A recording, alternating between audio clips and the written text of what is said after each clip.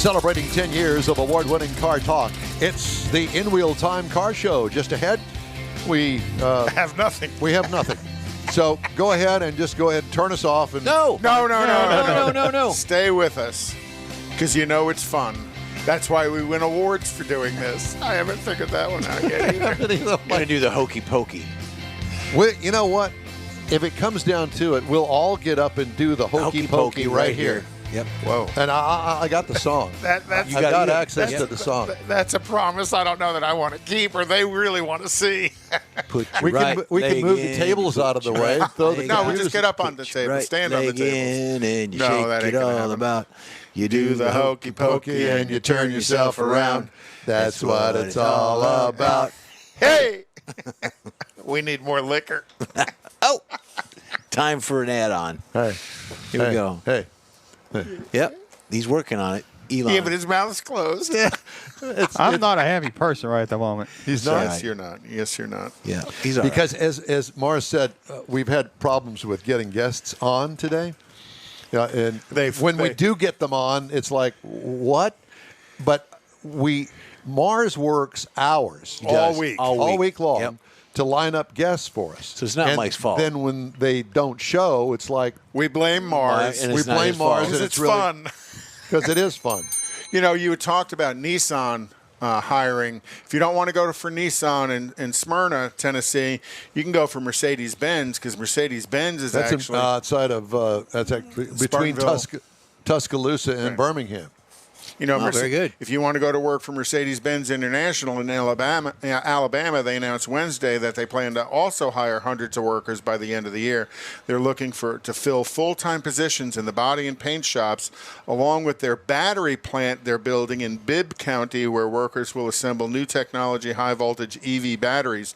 And if you look at all of the manufacturers, you know, because I know Ford just announced a huge battery program somewhere in that Tennessee, South Carolina area. General Motors announced a huge battery program. Nobody's going to go to work because our government and our president is paying for everybody to stay home. And the price of lithium is way up. You said that you brought us that story earlier, and now, you know, all of these battery programs are built around lithium-ion batteries, and as that price goes up, that means the price of the car is going to go up, and we actually have somebody on Mars. We don't know if he can hear us or not. No, that was some sort of epileptic fit he was having. When you said lithium, I was so happy. When you said lithium, you got all excited. Yes, I got so happy. Oh, my goodness. So, so Mercedes and GM and Ford, as well as Nissan, are all hiring in that central Appalachia area. Okay, Mars. What you got? You're up, Sam. Mike. Can you pot him up, Sam? I can. Howdy, Sam. Hello, gentlemen. Good morning. You? I believe it's morning over there. I'm very well, thank you. Is it evening over there? What time is it over there? It's 4 o'clock in the afternoon. 4 o'clock. It's tea time. It's beer 30. Yeah. Well, it's tea time exactly. And where the pubs are open soon. And are you in London or the surrounding area? I'm in Huntingdon, which is near Cambridge, about an hour north of London. Got it. Okay. So out of the big rat race, just a little rat race. Well, Cambridge, that's where all the smart people are. Where all the smart people come from up in Cambridge. And I think the Queen's got property up there. The Queen has property everywhere. So she Sam, does, yeah, I'm renting. He's renting. There you go. Perfect. Good sense of humor. I like it. So Sam has this thing that he has done, and it is written a book called Formula E: Racing for the Future: Behind-the-Scenes Insight into the World's Premier All-Electric Racing Series. And you know, it's funny because I knew that this existed, but we really don't see it on television. We hear about it, and it's been around for a while. As a matter of fact, I think the first year was 2014. Am I right, Sam? That's right, yeah. It was born in 2014. They're going to go into their 8th season next year. So the championships straddle years, so 2014-15. So this season will be 21-22. Why don't we see it on television? Oh, but we do. Well, they do have a broadcaster in the States. CBS do take some highlights, and they also show the races live, I believe. New York hosted 2 races and has hosted 2 races every year apart from 2020, of course, when the pandemic hit. But yeah, they have a doubleheader over in Red Hook in New York, just near Brooklyn. Interesting. Mm-hmm. Yeah. And how far do they race? I mean, can they have like well, for us, it'd be like a 500-mile race or 200-mile race. How long are they? Well, the races are 45 minutes plus 1 lap. It started off actually using 2 cars. So the drivers would have a pit stop mid-race, get out, hop into another car. But that stopped in 2018, and they went to what they call Gen 2, which is a car and a battery, of course, because the battery is where the usable energy is stored. And they built a bigger and better battery, and it meant that they didn't have to do those pretty, how can I put it, that the stops were a novelty to start with, and then they just became a bit of a pain. So what happened is they went to a 1-car sporting format, and lo and behold, a load of manufacturers turned up because they found it a lot more attractive. So we got BMW, Porsche, Audi are in the championship, or were, they've just left, but we have also Jaguar and Mercedes as well. Wow. Well, I'm surprised that they hadn't gotten down the stops where they could change the batteries out in quick time, but kind of like a plug-in, unplug one and plug in another. I'm surprised that they hadn't developed that. Yeah, they're actually looking at something for the next generation of cars, which is like a flash charger, so a super quick charging pit stop, which I think will be part and parcel of the sporting format for the future. If Formula One thinks pouring fuel in a car is dangerous, using a flash charger may be just as dangerous. Explosions in the pits. Yeah, as the guys come out all wrapped in rubber, so they can plug the flash charger in. A thermal event. Yep. But it might wake some people up in the pit lane, right? I mean, it's safety is taken hugely seriously in all international motorsport, but it's especially so in Formula E because, it's developing technology as well. Every member of the team has to go through a pretty intensive training session with EV technology, and they actually use, big rubber gloves, and they've got to get out of the car at a specific time when it's not charging. There's been 0 accidents. There's been nothing that's happened at races that has caused concern. Well, speaking of accidents, battery fires don't happen, so that's a good thing. When they do, in the event that they do crash, now I know in Formula One I've seen it on TV, but after the effect, when they bring the vehicle back after it's crushed or whatever damage it has, don't they go through a protocol for the battery before they can transport it back? That's exactly right. Yeah, logistics is pretty intense because, as you can imagine, putting these things on planes to go around the world is you need a hell of a lot of paperwork, and you've got to double and triple check everything. But especially when one is damaged. There's a really good example actually a couple of years ago. Jean-Eric Vergne, who was the season 4 champion, had a big shunt in Saudi Arabia and cracked the infrastructure of the battery sort of cradle that it sits in the car, and that had to stay and be repaired in Saudi Arabia for a couple of months before it was allowed to fly back. So that is a big box that needs to be ticked before the races take place. Interesting. But you mentioned Jean-Eric Vergne. There's a number of really high-profile drivers that are running Formula E. Some of the guys that had previously run F1 and a lot of guys that had run a German touring car and British touring car are in Formula E. Fittipaldi, too. That's right. There's a ton of drivers. I mean, we did have Felipe Massa, who obviously won a load of Grand Prix with Ferrari and drove for Williams in F1 for many years. Vergne drove many Grand Prix. Sebastian Buemi was on the Red Bull ladder.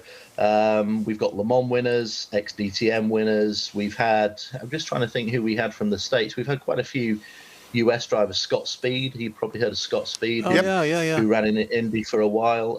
Marco Andretti did a one-off in season 1 for his father's team as well. So, it'd be nice to have a few more American drivers in it. We haven't had one for a while, but the hope is that we can get one next year because there's a seat available at Andretti for next season, which we expect could be a US-based And driver. are the car chassis and powertrain systems, are they basically a spec car, even though BMW, Mercedes, or BMW, Jaguar, Audi are all coming into the series with their name, but isn't it somewhat of a spec car? Yeah, that's right. It is a spec car. It's a spec chassis. The free aspect of it is the powertrain. And that's actually where the exciting technology is, in the powertrain itself, in the inverters, in the motors, and the gearbox itself. Even though they don't have gears, they have a connecting gearbox. Tyres are spec, chassis spec. The teams that run them are what you're referring to with the manufacturers. So, for instance, Andretti were partnered with BMW.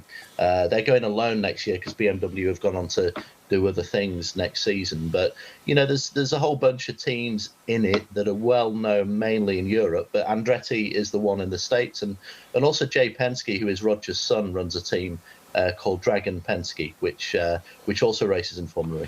Well, Sam, I understand that there's also a couple of things that you deal with in the book, and one is the engineer's view and the driver's view. And I thought that that was really interesting, the way that you look into that, because clearly it's two different views. And to get an insight into the car, you really need to understand how the car works, how it's set up, and only the engineer, well, typically the engineer would be the guy that would know that sort of thing. And then getting behind the wheel and driving the car has to be a completely different sensation than driving an internal combustion engine, I would imagine, with the amount of torque that you get right off the throttle. Yeah, these cars aren't as quick as Formula One, but off the line, they're pretty much just as quick. They're a bit heavier than F1, but from the perspective of engineers and drivers, you're dead right. There is a big misconception of Formula E being quite easy because it's not as quick as other disciplines. But I can tell you, having spoken to the drivers, and like I said, some of these drivers who've won Le Mans and done some of the toughest things that there are to achieve in motorsport, it is supremely complex what they do. I mean, to give you an example, in the book, we get the driver's eyes, as you said, and they are getting real-time data from their engineers as a question. So they have the dash, and it's not just they're reading out one number or two numbers. They're reading out stuff in crypto. So they use cryptic codes because all the radios are open, and other connected, teams can listen to them. So, you have to manage your usable energy. They get 52 kilowatts an hour to use during a race. Now, if there's a caution period, the race director takes off that energy. So then you've got to recalculate.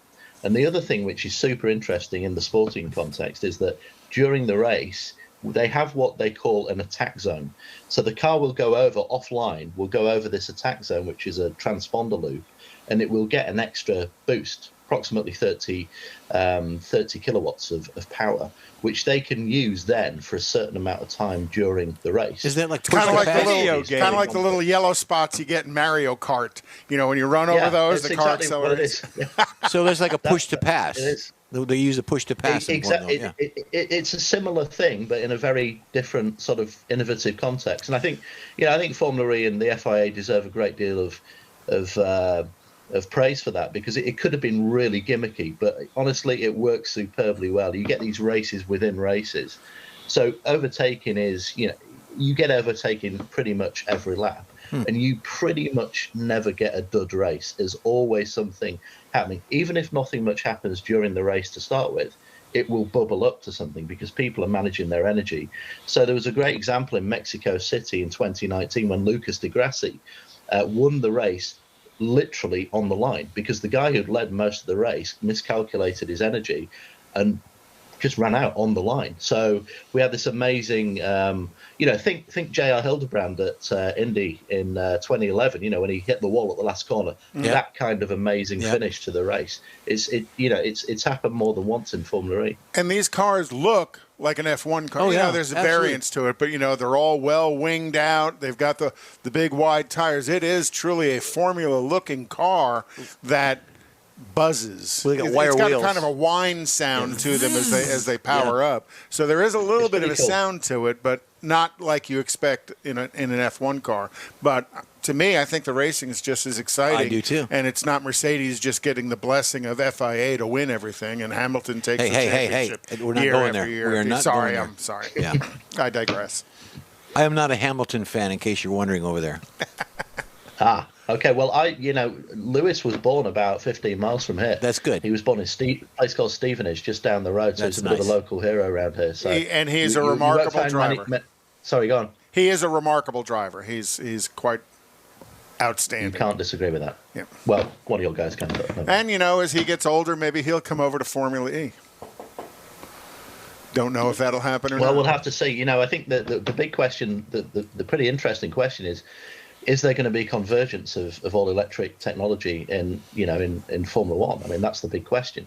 Interestingly, Formula E has a deal with the FIA, the governing body of motorsport, to have a degree of exclusivity for an all-electric single-seater championship, which is for the next approximately 20 years.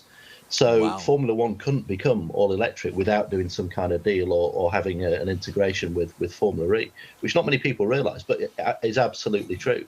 So it's going to be interesting when those two things meet, which could be sooner rather than later. We'll have to see. And there is some crossover going on because all the Formula One cars all have an electric hybrid component built into them. And I don't know how much crossover there is in the technology, but I would imagine quite a bit. Yeah, you're seeing it more and more, and Formula One does have a lot of this with the hybrid technology.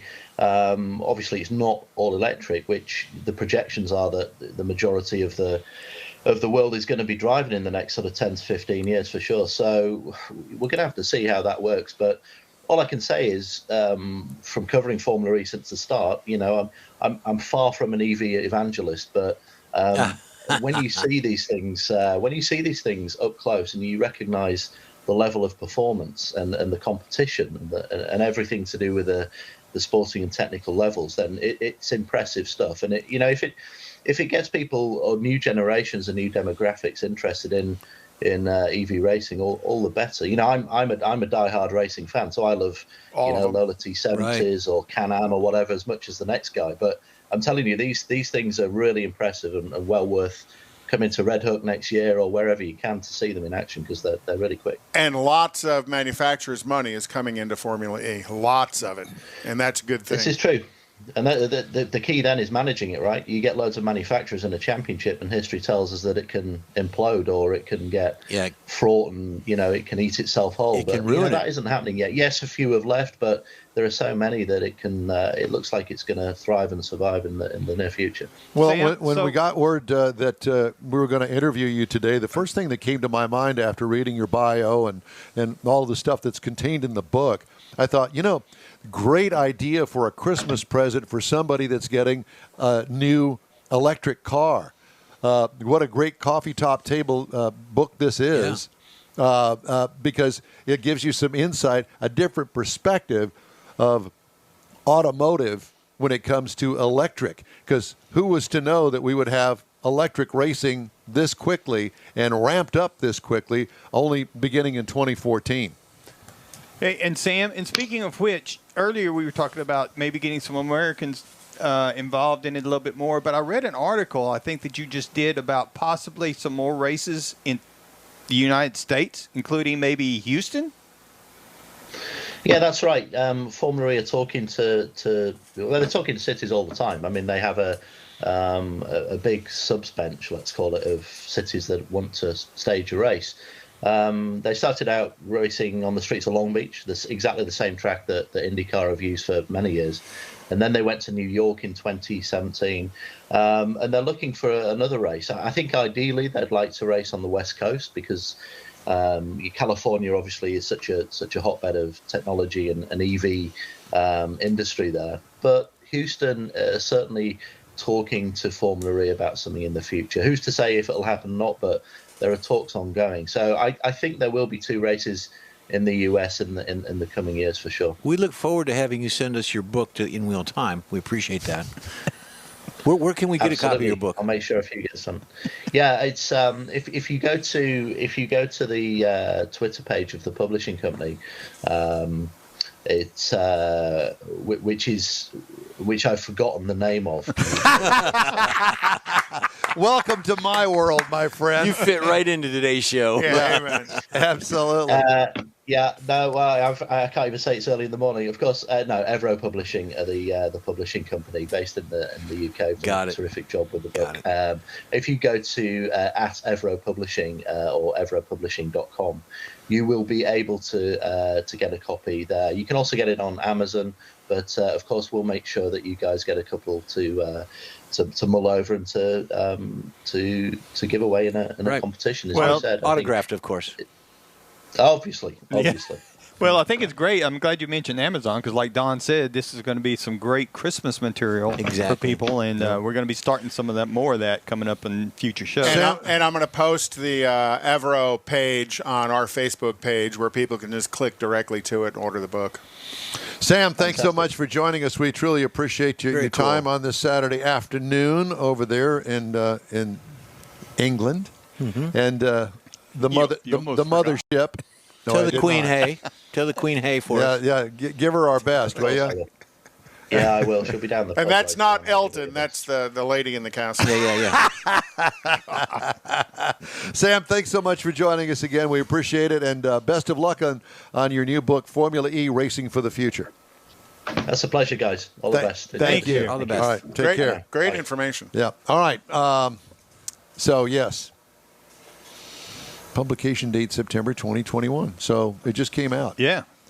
Well, that was a great interview. Yeah, and I did. Hey, and I you did scored okay on that one, Mars. One out of finally. 6. 1 out of 6. But we got one more to go. So I'm hoping for 2 out of 6. Oh, well, let's not jinx it. You got an attaboy. It's only 35 pounds for the book, but it looks to be a pretty cool little book. Well, it's actually the U.S. price is $50.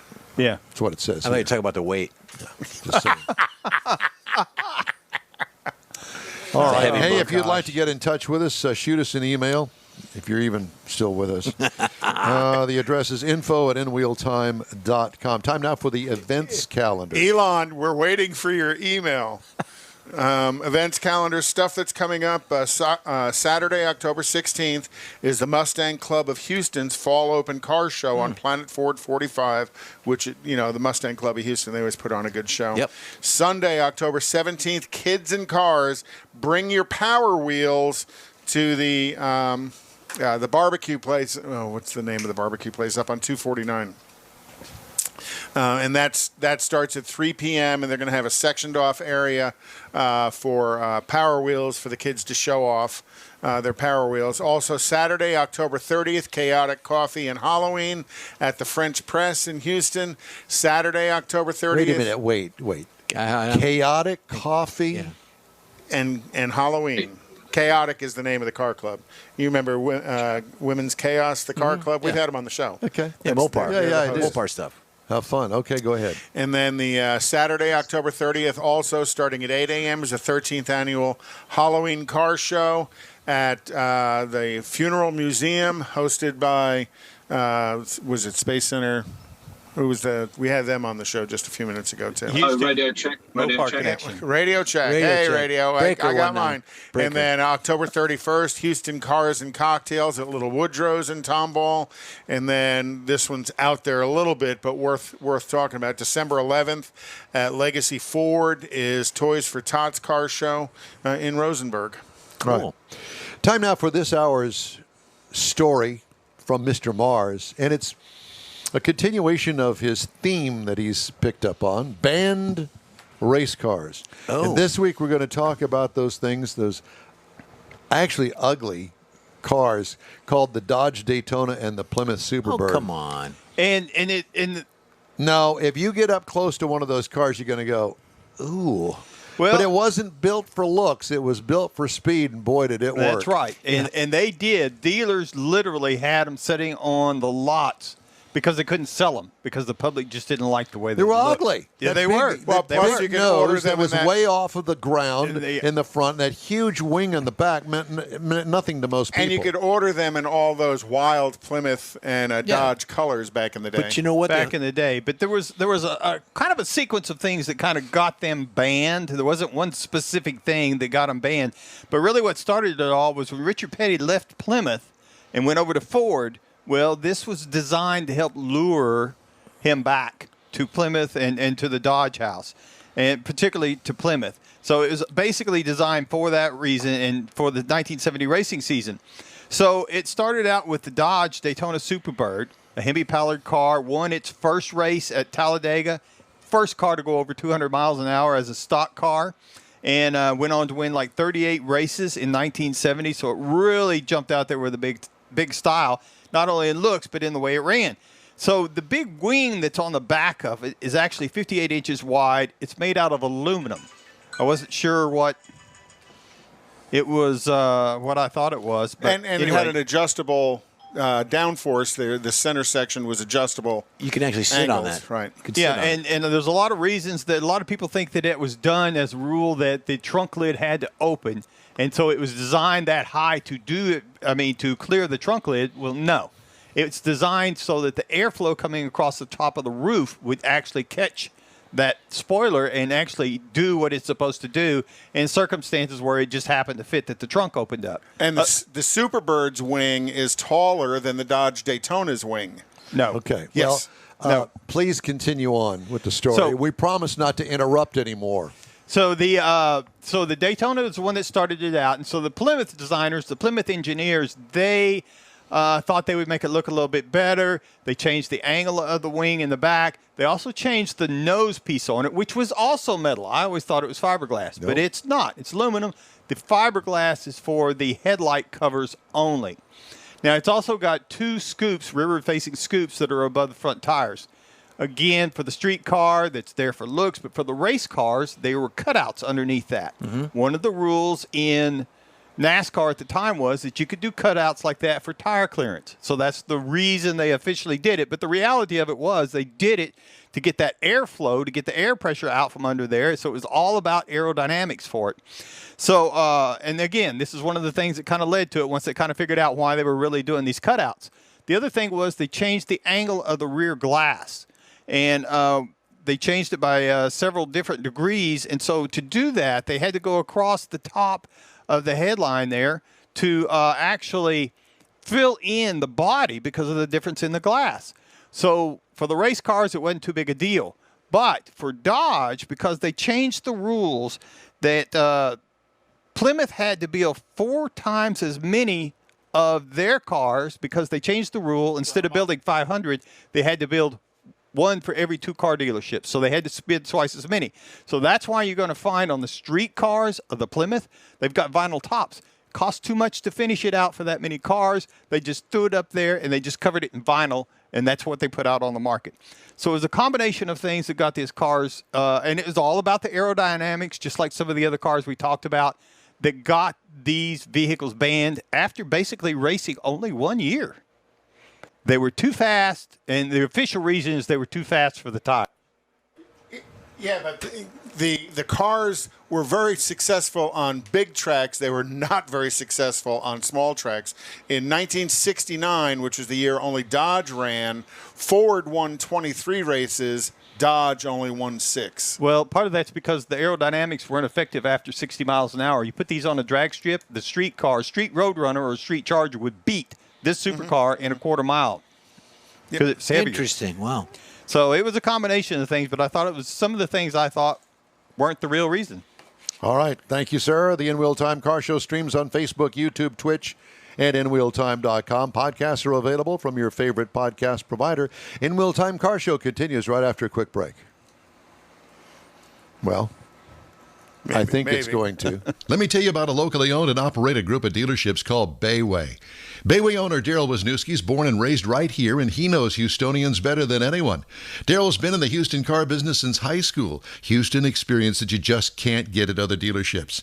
Once you step into a Bayway dealership, you'll want to become part of the Bayway family, too. Feel good that you're part of Houstonian-owned Bayway Chrysler Dodge Jeep Ram.com, BaywayChevrolet.com, and BaywayLincoln.com. Remember the name, Bayway.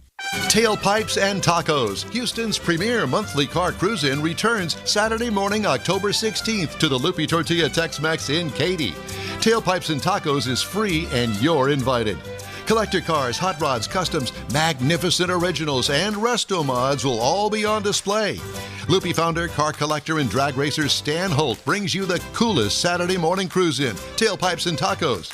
Car show season's just around the corner and time to stretch your car's legs in a fun family event. There'll be plenty of fabulous, fresh, made-to-order loopy tortilla tacos, hot coffee, and adult beverages, too. This is Houston's coolest cruise-in. Tailpipes and tacos at the Loopy Tortilla Tex-Mex on the Grand Parkway at Kingsland Boulevard, just south of I-10, and on the Southwest Freeway in Kirby inside the Loop.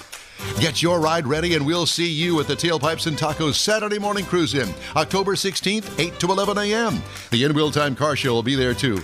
We'll see you then, weather permitting. Gulf Coast Auto Shield has moved to a more convenient location. Now you can visit John Gray and his staff of dedicated professionals at their new shop on the South Sam Houston Parkway between Belford and Airport in Southwest Houston. Gulf Coast Auto Shield is the best at paint correction and ceramic coatings. Clear bras and custom wraps are specialties that only Gulf Coast Auto Shield installs with award-winning accuracy, and all their services come with a warranty. Lamborghini, Aston Martin, Porsche, and Ferrari owners depend on Gulf Coast Auto Shield for their specialty services, and you should too. The In-Wheel Time Corvette and Cutlass have both been massaged by Gulf Coast Auto Shield, so isn't it time your vehicle visit their new shop in Southwest Houston? Call John Gray today at 832-930-5655 or visit online at gcautoshield.com. That's gcautoshield.com. Paint, coatings, wraps, and more at gcautoshield.com.